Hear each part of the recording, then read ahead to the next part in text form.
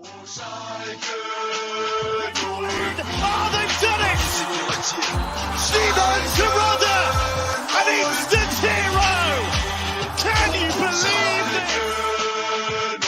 Plenty attacking! No!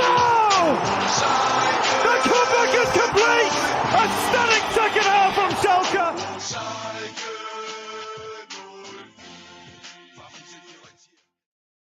Blau und Weiß, sein Leben lang. Herzlich willkommen zurück auf Schalke America. Welcome back, episode 186. I'm your host, Richard Carmen. Joining me back off of IR, Jack Mangan. Welcome back, sir. Good to be back. Appreciate it. Apologize for my absence, but I'm back in fighting form. Unlike the team this weekend, looking particularly great. It's the old meme once again with the scoreline. Luckily, they were home, right? Yeah. How are you holding up on the back of that pretty disappointing result? Yeah. I mean, it's the last 3 weeks have been something else, right? We said going into the Hoffenheim matchup that there's 2 relegation 6-pointers that we had to win. We won one of those. And it felt pretty good after the Hertha Berlin game. And, Freiburg's not been playing necessarily great lately. We said, okay, we got a chance to nick something off of them. And not so much.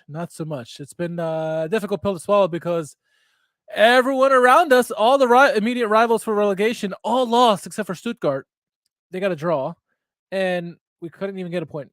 We embarrassed ourselves. So that was pretty disheartening for sure, to say the least. Unfortunately, not unpredictable, though. I mean, you and I were messaging on Saturday as we were seeing some of those results coming in and being, essentially, hey, thank goodness for that because there's a pretty good chance the scoreline is not going to go our way on Sunday, and it did not do that for us. But that's what's that. I don't know, not surprising. But the thing is, like as you mentioned, a lot of the teams around us poor results as well. So a little bit of stagnation there, which is always helpful when we have a bad result. I mean, look, like we're within a result essentially of safety at the moment in terms of the math and everything. Like Stuttgart and Bochum are right there still. When there's still plenty of games for us to go and try to chase them down. So anything can happen. It's just when you combine the table picture now with some of the injuries that we've racked up, it just makes you so much less optimistic that we're going to find a way to get those points, which was already, in question when we had a full complement of healthy, ideal first teamers. Yeah. I talked about the injuries last week, how big they were, and we saw how evident they were. Real quick, shout out to Low Limit Football. I was fortunate to be a guest on their podcast and got to talk a little about Schalke and the Bundesliga. So definitely give a shout out to them and check out that podcast. Listen to some of the things I had to say about the Bundesliga and Schalke in particular, and also the prospect of if we were to be fortunate enough to be in the relegation playoff spot. The team in the Zweite Liga that looks like to be the most likely candidate would be Hamburg. So imagine that kind of matchup at Hamburg versus Schalke for all the marbles there. Not necessarily the most ideal thing, but it's funny. Before I head into this game, before I get into lineups and stuff, Thomas Rice was saying how the first game we played them, it was we played really poor. We had a lot of things we needed to do better upon, and he felt the team really could have done that. We talked about the kind of game plan he had to implement to kind of get a result in this game, knowing how things like the psychological disadvantage of this game because of being a relegation battle, and basically everything he said and he promised in the pregame did not come to fruition at all. Pretty much the opposite. I mean, it's almost like he gave Christian Reich the handbook of how to beat Schalke. Not that that's complicated at this point in the game, but certainly everything he said that we needed to do, we did not, and it's very disappointing as you're watching it, hoping we're going to have some kind of result, and far from it. Yeah, you're hoping that you can at least put in a performance that's going to build on the back of what you saw against Hertha, which. Yeah. Just because you score 5 goals doesn't automatically mean like the effort and the performance was great. There's variance in football, obviously, but certainly seemed like we had some ideas and we're taking the initiative in that match, and a lot of that was ultimately lacking. And it's just been disappointing to see sort of the mindset game to game. I mean, like the Hoffenheim game, as you mentioned, we go into that one knowing that it's a winnable game and an important game for us to win. And we just didn't compete to the level that you would expect to. Flat. In that one. Look flat. And then, Yeah, and then Hertha, there was more energy, and then I think we got a little bit fortunate as well and happened to catch them in a moment where just defensively they're in absolute shambles, and so we kind of capitalized on some stuff. But then so there you go. You have a bounce back result, and now you can try to take that into the next game, and it's going to be a tough game against Freiburg. We're not expecting necessarily to win that game, but from the get go, I just didn't think we had it. In this one, and I think Freiburg kind of made us look silly ultimately. I think the scoreline is a little bit flattering because I don't think any of their goals were actually particularly well worked. They're just kind of like, and we can talk about that as we get into it a little bit more, but even so, just like organizationally, structurally, they were so much better than us. We looked completely bereft of ideas, going forward. And a lot of individual errors as well. It was pretty poor on the heels of what was a better performance against Hertha. Yeah, if you missed the game, you're lucky. We lost 4-0. 2 goals by ex-Schalke player Mikhail Gregorich. Lucas Holler and Matthias Ginter as well got goals in this one. Looking at their lineup, I mean, it was okay lineup, all right? You got Flecken in goal, Kubler, Ginter, Leinhardt, and Gunter in the back four. Keitel and Hoffler in the holding midfield with Doan, who's someone who's very talented. Grifo, their best player, and then Gregorich and Holler up top. Obviously, Grifo's got to be the danger man of the team, but I mean, Gregorich is getting goals this year. Holler is getting goals this year. Both guys are near double digits, if not double digits. Doan is a fantastic Japanese international, and so they had some attacking prowess, and there's a reason why they're fighting for a Champions League spot, right? Well, you still got Nils Peterson sniffing around the bench. So this is true. This is very true. I mean, it's for sure. Yeah, Grifo obviously is going to be a danger man. And then, of course, anytime we're playing a former Schalke player, your guard's got to be up just because it seems to go that way against us. Actually, I wonder if this is just our impression that we're just making a bigger deal out of this than it actually is. But I would love to see somebody that has access to that stat to see like how often a player, when they're in the starting lineup against us, actually scores against us. It feels like we have to have a pretty high percentage, like relative to other teams that experience that. But maybe I'm way off. Anyway, yeah. But I mean, we know what to expect from this team. And yeah, obviously Gregorich, just for the lulls and everything going into what we're concerned about. But I'm with you. I think if you look at all the teams in the Bundesliga and the rival scoring, there are former players scoring against them, I think we're probably at the top of the table. It kind of feels like that, at least. Certainly, looking at our starting lineup, obviously Fairman out, and news today that at least I heard, and anyone in the chat or Jack can confirm or not, but I heard that Fairman might be out for the season with the fears of the injury, which obviously mean Alexander Scholov is going to jump in, and it seems like Schalke doesn't play for him when he's in goal this season. So he was in goal. Back four of Matriciani now on the right-hand side with Jens and Kaminski, the two center backs who did so well last week, with Urinen on the left. Holding midfielders of Kral and Latza, and then attacking midfielders of Bulter, Drexler, and Karaman. Karaman in the starting lineup, and then Simo Tarota getting a second start in a row. Thoughts on the lineup in particular with Karaman and Schwoloff and Urinen, whoever else you want to talk about? Yeah, I mean, the Schwoloff thing is huge for me, obviously.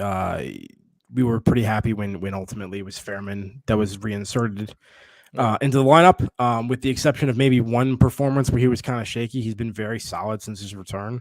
Not always spectacular or anything, but once again, just a solid experienced presence back there that I think has contributed to our calm on the defensive end at times in the second half, and just limiting the mistakes that can help contribute to some of these poor results.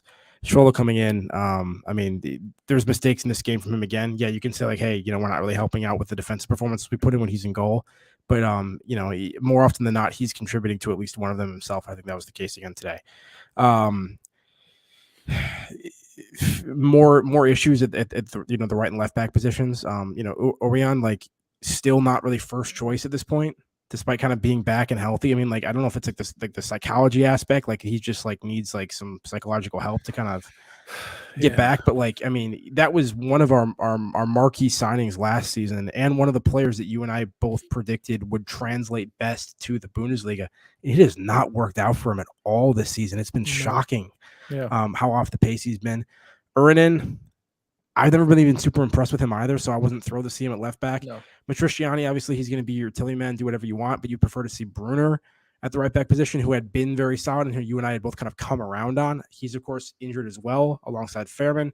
So, yeah, this lineup was in a lot of ways kind of uninspiring. And then, of course, you have Karaman up top on the right side. And I mean, with the exception of that one nice goal he scored the one time, it's just once again somebody who's often kind of drifts through matches without really making much of an impact. So for me, really the only bright spots in this one were actually kind of Kaminsky to some extent, despite the 4-0. I think he's actually looked very impressive on the ball. With the ball at his feet, at the Bundesliga level, like can actually play some line. I think he led the team in progressive passing, just looked very comfortable in possession and was able to kind of break a line or two here and there, which I thought would be useful for us in build up. On the Schalke America Discord channel, I talked about how poor the team is in front of Schwoloff. For whatever reason, it's night and day the team that is in front of the goalkeeper when Schwoloff's in net versus Fairman this season. I mean, it's a remarkable difference. And granted, take it with a grain of salt because Jens came in at the right time when Fairman was doing well, and so maybe that had part of it to do. But you just look at the game or two that Schwoloff's been here since, and the team's not played well in front of him, and he's not helping his own cause. Usually if teams not play in front of you, you kind of make it up and you do a little bit better. He's not. I mean, the first and third goal of this game were pretty bad, I thought. Maybe all four if you want to. Depends how you want to look at it. But he's not helping himself out. And I would be surprised. I'd be shocked if he's back with us next year. I think he's on loan anyway, so not like we're going to pick him up. But he can't be. He's not at the level. And he makes far too many mistakes. Yeah, I mean, I think the second goal you can argue he should have done better on. The third goal he absolutely should have done better on. It's a disappointing performance from him once again. Sorry, I mean, I hate to be harsh because I'm sure he's trying, and you hate when goalkeepers get the worst of it. You can make a mistake in midfield sometimes, and it doesn't lead to a goal in transition. Whenever a lot of times, if you make a bad mistake as a goalkeeper, it's usually directly going to show up on the score sheet. So I mean, you feel bad for people like that to some extent, but it's just happened far too often this season. He's just not up for it, in my opinion, and not at the Bundesliga level. I mean, I think it's fair. I mean, look at the scoreline; it's 4-0. I mean, like, kind of deserves some of the stick he's getting. So, I mean, what are you gonna do, right? So on the Discord channel, someone, I saw this on Twitter, someone getting saying, player of the season, So I player of the season, I put Bolter. I mean, he's having a good year compared to everybody else on the team. Oyan is my flop of the season, I thought. I mean, you can make a case for obviously Simon Terodde, but I thought Oyan, just like we just talked about, we felt that his ability would translate the best out of everybody, and it never even showed up. I put Matriciani's the most improved player, I thought. Unsung hero Fairman, just because we weren't expecting him to come back and bounce back so strong. And obviously signing of the season would be Jens for me. But that just goes to your point earlier about Oyan, how it should have translated a lot better than it has. And for whatever reason, like you said, maybe it's a mentality thing, maybe it's a niggling injury that we don't know about, but it just has not worked out for him. And he's been second best at left back this year at best. I don't know. So, yeah, maybe I missed something in terms of them still managing him potentially in terms of his minute load or something coming back. But it seems like he's been available and is just not getting selected and is playing, sort of the reserve substitute role. And when the person in front of you is like earning it or somebody, it's like these are not players that are particularly special that are keeping you off the starting 11. So yeah, it's very surprising because Oyan was great for us last season. It's not the first time I heard someone say this. Wafflo saying, feel bad, so bad for Schwoloff, but I think Longer is ahead of him. I heard a lot of people saying, put in Longer. And I mean, Longer did pretty well for us our relegation year. Take that with a grain of salt too. But I mean, yeah, it just seems like mentality-wise, he's giving up some weak stuff and bobbling the balls a lot. I don't know, man. It's difficult in this one. But came out the game fairly unconvincing. I mean, even before I think Michel Gregorich scored, they had two chances. I think Gregorich had opportunity and maybe Vincenzo Grifo or Holler. But eventually Michel Gregorich got a goal. Was that the cut through goal where he came on a breakaway past Jens, or was that his second? Yeah, it was a ball kind of played over the top. It wasn't anything that they particularly opened up very well. The ball was ultimately brought down, and for whatever reason, Jens should have just continued with Gregorich and marked him. They each basically had a player, the two center backs, and he kind of got caught like half watching the ball or like trying to cut off a passing lane or something, and Gregorich just ran past him. To me, it was actually kind of a shocking defensive mistake from Morris Jens, who'd been very solid, for most of the season. That was a rare moment of weirdness from him.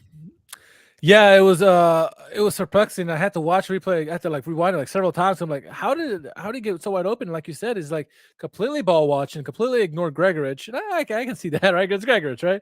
But Gregorich makes his run, and good for him, and gets the ball and puts the ball away. And at first, I thought it was a great run by Gregorich or a great pass by Holler or whoever made the assist.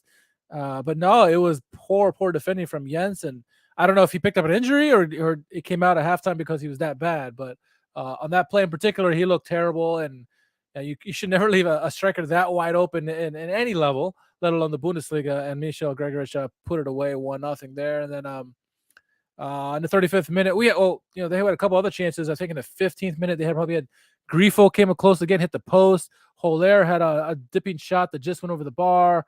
They had some It's like the Grifo post shot, for example, was like one of their better worked attempts. Like, yes. I mean, like that, for example, I think was a better attempt than some of the goals they actually scored. And that's what I was saying in terms of the scoreline being maybe potentially a little bit flattering. But yeah, they had a couple other ones prior to the second one going in as well. Finally, they got their second goal in the 35th minute. It was I think it was a shot from Holler that Gregorich did a nice deflection, got a pass and goal. It was a good header by him. I think his first goal should have certainly been saved by Schwoloff. That one, I'm more willing to say it was a better shot than it was a poor save. But thoughts on that second goal and how it went in and just before halftime too? I mean, there's sort of a whole line of Schalke defenders and Freiburg players kind of on the edge-ish of the box, and the ball is significantly outside the box, and somebody just kind of whips in a low ball to that edge of people, and Gregorich just sort of flicks it on behind him. I don't really think he knows all that much about it in terms of like, oh, this is a perfectly placed header. I don't know if Schwoloff is slightly unsighted. And didn't realize that it was going to get flicked or whatever, but ultimately it's placed directly into the corner. It's a fantastically placed header. I don't know, once again, how much placement there actually was, as opposed to just kind of how it ultimately went in. But yeah, you can argue that Schwoloff should have done better. I think his feet, he was kind of like shifting right as that was going in, for some reason, and ultimately wasn't able to get back to his corner. So the first of potentially a couple of mistakes from Schwoloff there, but once again, just sort of a weird freak goal and not a whole lot that when you're looking at that play, you're going to say this is poorly defended, maybe a little bit of, ball pressure lacking, which I think was a thing at a lot of times in this match, particularly in the first half. But I don't know. Tough. That second goal would be Michel Gregorich's 10th of the season. He just had having a comeback season after, play for us and not doing so well a couple years ago. 2-0 at that point going into halftime. We look bad. I mean, there's no question about it that we just couldn't perform. I don't even know if we had a single shot on goal that was even worth mentioning. It was like pretty much all Freiburg in that first half. It seemed like we were out of ideas. Halftime came at the right time because we were struggling mightily, I thought. Yeah, Kramer was useless. Terada couldn't get involved in the game, which has been a theme all season for him. He just struggles to find a way to influence things, especially at the Bundesliga level with, his limited mobility. He's going to be somebody who's going to require service. And unfortunately, at the Bundesliga level, that service has been less forthcoming than it was in the second division. And he suffered for it. You have people like Bolter occasionally popping up, trying to be dangerous on the wings. But it was a very disjointed performance. I don't think there was a lot of movement off the ball in this one. It was poor effort. I don't know. Danny Lotz is not inspiring. I don't know. There's just too many players on the pitch at the moment that I feel like just don't have it and don't have the spark. I mean, like we would need, once again, probably somebody other than Karaman in there. We would need Salazar on the pitch. We would need, more competent, right and left back. I don't know. How did you feel about it at halftime? Yeah, I agree with that. I mean, Eric even brought it up in the Discord channel how what's up with Salazar? Like he's been coming up as a super sub in the last, I don't know, second half of the season for sure. And like you bring him on in the second half, and he always seems to do well the last 20 minutes of the game or whatever. And it's for whatever reason, like he's not getting the minutes, and when he's on, it seems like when we give him the confidence to like start or whatever, he just doesn't deliver. Something needed to happen. Obviously, we made a couple substitutions, right? Greimel comes in for Jens, and then as well, Karaman goes out for oh my gosh, I had a brain fart. Michel Fry. But yeah, something had to be done, and I would have been pissed off if there was no reaction coming out of the gate. And I think at the second half, we did well to like kind of show up for a little bit, for a couple minutes, right? It looked like we were ready to go because I think we had probably 2 good chances in the first couple minutes of the second half. A little bit better pressure from us at the beginning, once again, in trying to maintain possession in their half and their third, and trying to kill their transition moments, and then ultimately once they got their third, I think they kind of died away again. Yeah, it was an interesting play there for the third goal. You talked about with Michal Gregoric, whether he knew or not, didn't know the header that he was doing for the goal. You could say the same thing on this play too, because Vincenzo Grifo plays a nice pass over to Michal Gregoric, who I thought was going to give it to Holler, or not Holler, Grifo on the run, the 1-2 passing, but he makes this pirouette pass behind him perfectly to Holler. I don't know if he knew anything about that, but right in the footsteps of Holler. Holler puts it away past Schwoloff, who should have cut. He got a hand on her foot on it, should have stopped it, but I mean, man, it's a terrible play. So I watched this 20 times. I still don't know what to make of this. I feel like what happened is Ernan initially is tracking the ball carrier, and he kind of knocks the ball away. Yeah. Into the feet of Gregoric. Right. And then before Gregoric can do anything, he's trying to kind of do something. Ernan also sort of deflects that or gets a foot on that as well. Okay. So I don't think that was a clean assist from Gregoric. I think Gregoric is trying to hold the play up, and then Ernan kind of knocks into it, and the ball just kind of squirts back to the Freiburg player. And then, Grimal is not in a great position there, unfortunately. And they but at the same time, it just kind of drops to the Freiburg player. But yeah, not a great position from Grimal. And then, well, it makes me feel better that Gregoric did turn into Ronaldinho in that game for some reason. Yeah, but it's not convincing from Schwoloff. Ball squirts under his leg. It almost looked like he could have gotten a better body position than that anyway. And then even though he isn't in great position, it still kind of hits him and makes contact, and he can't keep it out. It's tough. So that's the second, once again, mistake from him potentially in that one. But once again, you look at that play. That's not a particularly well worked Freiburg opportunity. No. It's a weird kind of broken play where a ball squirts through a defender. This is what I'm talking about in terms of, the scoreline is bad. They did have, decent XG in this game, and they had some clear-cut chances, but a lot of the goals they ultimately scored were not particularly impressive, and it was one of those days, I think.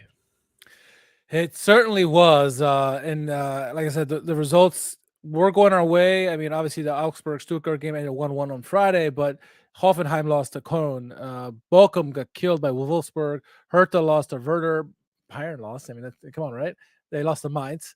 So we had all the results to go our way, and then we put up that goose egg in that game, and all of a sudden, where we had a chance to maybe get out of the relegation spot, we're still second bottom of the table.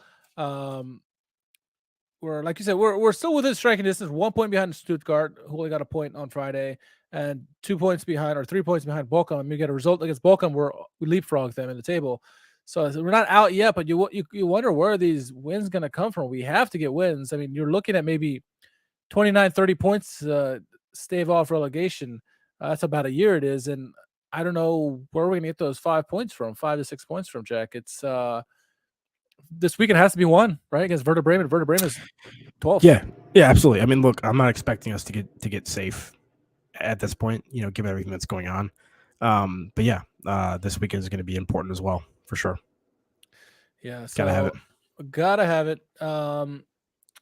Take that off the screen. That's tough game coming up this weekend. We just got to find a way to respond and do well. The news about Fairman really is worrisome, just in particular, just because how we're playing with Schwoloff in front of us, or the team in front of him, I should say. And it's just not inspiring at the moment.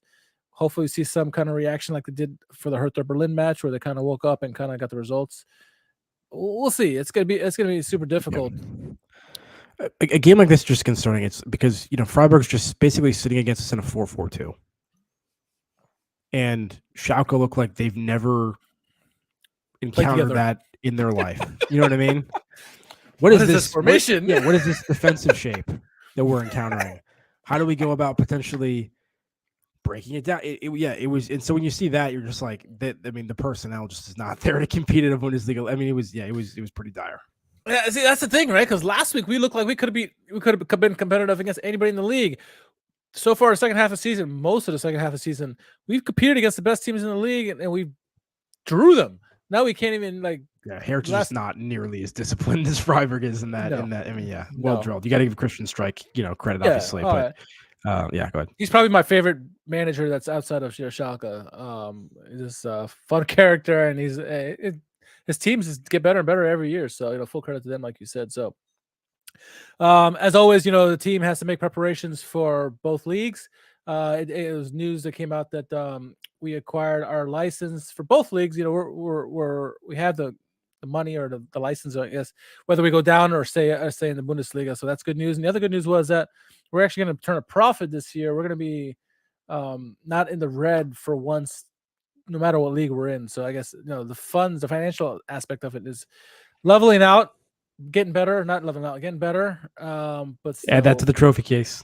Yeah, I mean, at this point, that's all we can do, right? I mean, it's gonna be difficult. We got the hard part is the question we don't know yet is are we going to stay up or be a yo-yo club, as I think you mentioned, is even heading into the seasons. Like we have that very real potential, and anytime you go to the Zweite Liga, there's no guarantee to come up. I mean, last year was we were very fortunate, I think, and look at how like Hamburg still are down there, and we could possibly be facing them in the relegation playoffs. But if we are fortunate enough to get up in 16th position, so.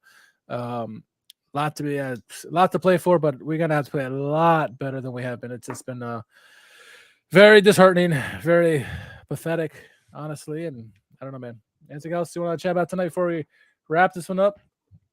No, sir. Basically a bitch fest, as deserved. 4-0. Like fuck. Where can our followers find you on social media, Jack? At JMang and JMMANGAN on Twitter. Right on. You can follow me at R_KHARMAN. Follow us, Schalke America, anywhere that has podcasts and Twitter and all that good stuff. Shout out to the chat and those on the Discord channel. You guys are joining with us in our miseries. So of Schalke, of our favorite team. So and Richard, real quick, I would like, on the subject of Twitter, I would like to apologize because I do realize that tweets for like tech support at ESPN Plus and whatnot are quite cringe, and I apologize for going into that genre of tweet multiple times over the past couple weekends, but I've reached the threshold where I'm just annoyed that ESPN Plus Bundesliga streams cannot consistently work, and especially when they're raising the price like 42% for the upcoming year. I'm glad you brought that up because I completely forgot about it in my misery. This is the last thing I do want to talk about. ESPN and how I think that was deserved what you tweeted out, because like really this is a top level, top 5 team in top 5 league in the world, I should say, and you can't get a stream to work for the game for the first 15 minutes. And it wasn't just like it was all ESPN. The Spanish version was available, and they started from the beginning. You go back to the replay, you can't watch the replay until 15 minutes into the game. On the English version, you go to Spanish version, you watch the whole game. It's shambolic what they're doing for the Bundesliga. It's not just Schalke, it's the whole Bundesliga. It's not the first time they've done it. It's happened numerous times this year. So it's infuriating. I don't know what the infrastructure looks like for ESPN. They may be somehow relying on obviously third party like Sky Sports streams or something that they're just sort of like private purposing, and maybe there's some sort of technical difficulties with those streams or somehow the handoff, whatever. All I'm saying is if you're investing like $30 million a year, which is I think what their contract says, for the rights to broadcast the Bundesliga, and you're making all these games available live streaming, it's just unacceptable. Like how many issues there have been recently. Yeah, to me, it's wild. I mean, this one was not as bad, right? Because only the first 15 minutes or so. There's been games recently where like the entire first half is just unavailable. Yes. It just the entire thing's just an ESPN Plus ad for 45 minutes until the second half starts. So, hopefully they get together. I don't know. It would have been the only good thing is that some of those Gregorich goals were I think cut off before I switched over to the Spanish. It was the first one was the first one was, and look. Like I said, it's fine. You have technical issues. That's fine. But then your replays, you're supposed to watch the full replays afterwards. It starts at the 15th minute mark when the Spanish version starts at the in the pregame. So like, why couldn't you use the same video? Anyway, I don't know. I digress. But thank you for reminding me that, because that on top of everything else on Saturday or Sunday, that pissed me off more than anything else. Why isn't the Bundesliga the number one priority of ESPN programming? Yeah, obviously it's not, and we don't expect it to be. But yeah, still silly. This is the worldwide leader. Anyway, on that note. Anyway, all right. So follow Schalke America. Go to schalkeamerica.com. We'll try to put pre and post match press conference transcriptions, as well as any. We got a need to write something about the team. Our opinions. We'll definitely put it there. And then of course, join us on the Discord channel. If you haven't done so yet, make sure you follow us on our YouTube and like the video. Definitely help the algorithm. And then we will catch you hopefully after a victory over Werder Bremen, but to be determined. For Jack, myself, for Schalke American Nation, we bid you Glück auf.